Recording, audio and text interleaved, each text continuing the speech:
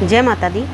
मेरे चैनल में आप सभी का बहुत बहुत स्वागत है। बार बार स्किन एलर्जी होती है, कभी स्किन में खुजली होती रहती है, ख़त्म ही नहीं होती खुजली, या खुजली करते करते दाने पड़ जाते हैं, छाले हो जाते हैं और उसके बाद में पपड़ियाँ होती हैं, रूसी जैसी उड़ने लगती है, जैसे लगता है फटी हुई पॉलीथीन या झिल्ली उड़ रही है।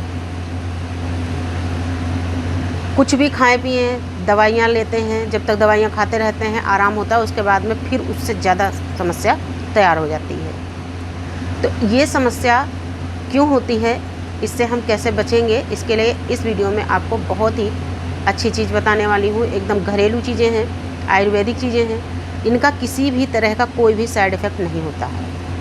आप सभी से रिक्वेस्ट है, प्लीज़ वीडियो पूरी सुनिएगा, बहुत ध्यान से सुनिएगा, बहुत उपयोगी वीडियो है। और अगर पहली बार मेरे चैनल पर आए हैं तो प्लीज़ चैनल को सब्सक्राइब कर लीजिएगा। सब्सक्राइब करना एकदम फ्री है। अगर आपको बार बार स्किन एलर्जी होने लगी है तो उसके कई सारे कारण हो सकते हैं। जैसे सबसे पहला कारण होता है हमारा खान पान। फूड में ही कोई ऐसी चीज़ होती है जिसको हम समझ नहीं पाते हैं और वो हमें नुकसान करना अचानक से शुरू कर देती है। कई बार हमें लगता है कि इसको तो हम बचपन से ही खा रहे हैं, शुरू से ही खाते आए हैं, आज तक नुकसान नहीं किया, अभी के ये क्यों नुकसान करेगा। लेकिन ऐसा हो जाता है क्योंकि एज का बहुत फ़र्क पड़ता है हर चीज़ में। जो चीज़ें आप बचपन में हजम कर सकते थे, बड़े होने पर नहीं कर पाए। जो चीज़ें आप यंग एज में हजम कर पाते थे, यंग एज से ज़्यादा एज में आने पर नहीं कर सकते।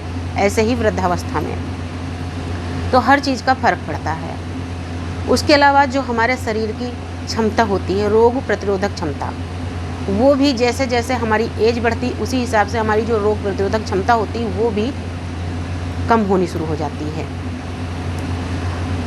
अगर आप पौष्टिक आहार नहीं ले रहे हैं, यानी कि पूरी तरीके से विटामिन प्रोटीन की जितने आपके बॉडी को ज़रूरत है वो नहीं मिल रहा है, या आप एनीमिया के जब शिकार होते हैं, अर्थात जब आपको ब्लड की कमी होती है, तो भी इस टाइप की जो प्रॉब्लम्स होती हैं स्किन संबंधित वो ज़्यादा होती हैं। बहुत ज़्यादा प्रदूषित एरिया में जाना और स्किन की ढंग से साफ़ सफाई नहीं कर पाना, यह भी इसका एक कारण होता है। लेकिन हम बचाव कैसे करें, इन चीज़ों से बचेंगे कैसे, तो उसके लिए आपको मैं एक एक करके यहाँ पर कई सारी चीज़ें बता रही हूँ। सबसे पहली चीज़, अपने खान पान में आप ध्यान दीजिए। जैसे कभी ऐसा हो सकता है कि आप टमाटर खाते हैं, टमाटर नॉर्मली सभी लोग खाते हैं, लेकिन अचानक से मान लिया आपको बहुत आपकी बॉडी में खुजली महसूस होने लगी है, आपकी बॉडी के अंदर बारीक बारीक दाने पड़ गए हैं, खुजलाने पर रूसी जैसी उड़ती है, सूख जाती है और पपड़ियाँ हो जाती हैं, या एकदम से बराबर आपको रोज़ रोज़ पित्ती होनी शुरू हो गई है, या तो एकदम सुबह सुबह ही हो जाती है, या तो आप जैसे ही खाना खाते हैं उसके 15-20 मिनट बाद या आधा घंटे बाद एकदम से पित्ती उछलती है।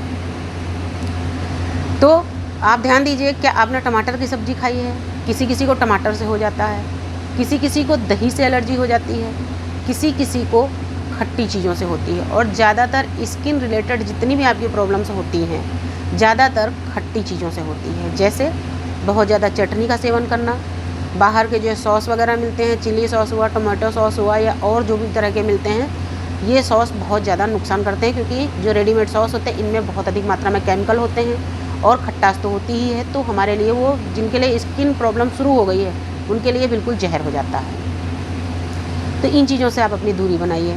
दूसरी चीज़, आपको नॉनवेज खाना बिल्कुल छोड़ देना है, बहुत ज़्यादा ऑयली नहीं खाना। दही वैसे हमारे लिए बहुत फ़ायदेमंद होता है और आपको डाइट में हमेशा कहा जाता है दोपहर के भोजन में आप दही शामिल कीजिए, लेकिन जब आपको इस तरह की स्किन रिलेटेड प्रॉब्लम्स होनी शुरू हो जाएँ तो आप ज़रा ये गौर ज़रूर कीजिएगा कि क्या चीज़ खाने के बाद आपको होती है दिक्कत। जैसे मान लिया लगातार आप किसी चीज़ को खा रहे हैं, उसके बाद में आपको नहीं हो रहा है, फिर अचानक से शुरू हो गया, तो आपको उस चीज़ को ध्यान देना है, तो उन चीज़ों से दूरी बनाइए। अगली चीज़, बहुत ज़्यादा स्ट्रेस मत लीजिए, क्योंकि लिमिट से अधिक स्ट्रेस लेने से भी इस टाइप की प्रॉब्लम्स होती हैं। अब आपको बहुत ताज्जुब लग रहा होगा, लेकिन ये एक सत्य है कि बहुत अगर आप स्ट्रेस लेते हैं तो सिर्फ ये स्किन रिलेटेड प्रॉब्लम नहीं, आपको हाई बीपी, माइग्रेन जैसी समस्याएँ भी होती हैं, तो इनसे बचें। उसके अलावा अब आपको नहाने के पानी में कुछ मिलाना है। तो जब आप नहाते हैं, नहाने के पानी में आप नीम मिलाइए। 2 मुट्ठी नीम लीजिए, धो के साफ़ कर लीजिए और 4 लीटर पानी उबलने के लिए रखिए और तेज़ आंच पर 3-4 उबाल आने दीजिए, ये पत्तियाँ उसी में डाल के। उसके बाद में 5 मिनट उसको धीमी आंच पर उबलने दीजिए, फिर पानी को ढक दीजिए, आंच बंद कर दीजिए। थोड़ी देर के बाद में पानी जब थोड़ा सा ठंडा हो जाएगा, आप उसको छान लीजिए। आप उसको नॉर्मल टेम्परेचर पर आने दीजिए और ठंडे पानी में मिक्स करके उसको नहा लीजिए। ये आपको रोज़ करना है। नहाने के बाद में कपूर मिक्स नारियल का तेल अपने पूरे बॉडी में आप ज़रूर लगाइए। या अगर आपको नीम नहीं मिलती है तो आप नहाने के बाद अपने पूरे बॉडी के ऊपर फिटकरी मल सकते हैं। फिटकरी बहुत अच्छी चीज़ होती है और इस तरह की परेशानियों को बहुत जल्दी ख़त्म करती है।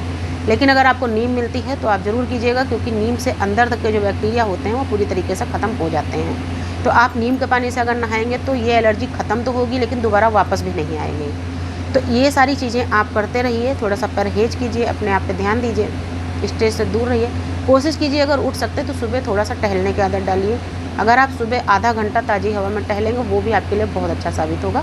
थोड़ा बहुत व्यायाम, योगा, अनुलोम विलोम वगैरह कर लीजिए तो इसका भी बहुत इफेक्ट पड़ेगा अच्छा, और इस तरह की समस्याएं आपसे दूर होती नजर आएंगी। अगर वीडियो समझ में आए, अच्छा लगे तो प्लीज़ ज़्यादा से ज़्यादा शेयर कर दीजिएगा। नमस्कार, धन्यवाद।